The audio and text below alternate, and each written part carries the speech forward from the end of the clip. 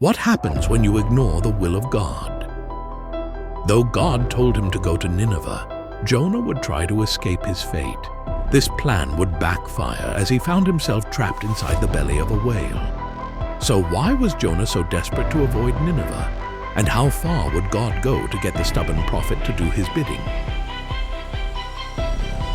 This is the epic story of Jonah and the whale. This tale starts with the prophet Jonah being called by God to preach in Nineveh. This was a wicked place, filled with enemies of the Israelites. Fearing how dangerous this mission would be, Jonah planned to get as far away from the city as possible. So, he boarded a ship heading in the opposite direction. But things wouldn't go according to plan. During the night, the ship was surrounded by a violent storm. With each passing minute, the waves grew fiercer and the wind stronger. Watching the carnage, Jonah realized that this was his punishment for disobeying God's instructions. So he convinced the crew to throw him overboard. Reluctantly, they agreed and tossed Jonah into the raging waters. Shortly after, the storm relented and the sea was calm again. But this wasn't the end of Jonah's story. God sent a whale to swallow the prophet, trapping him inside the animal's belly. This gave Jonah time to reflect on his actions and pray for forgiveness. On the third day, his prayers were answered as the whale vomited him up on dry land.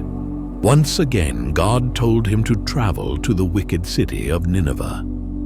This time, Jonah was willing to do the Lord's bidding. As Jonah walked through Nineveh, he told the people they had 40 days to change their wicked ways. If they didn't, the city would be destroyed. To Jonah's surprise, people took this message seriously. The king even issued a citywide decree causing everyone in Nineveh to repent. Seeing their sincere apologies, God decided to show mercy, sparing the city from destruction. But this upset Jonah, who felt like Nineveh had escaped punishment. In protest, Jonah sat in the desert, waiting for God to destroy the city.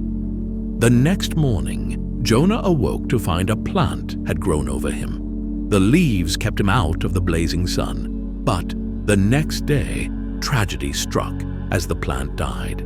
Exposed to the elements, Jonah grew faint. This was exactly what God wanted. God pointed out that Jonah didn't do anything to tend to the plant, yet he was sad when it was destroyed. Finally, Jonah could see why the Lord decided to spare Nineveh. He could imagine how terrible God would have felt about destroying a city with over 120,000 inhabitants, especially after they had repented. On the surface, this story deals with whales and plants, but if you look deeper, you will find a profound message. The tale of Jonah is actually about the infinite compassion of God. Jonah defies the Lord's will, yet he is forgiven.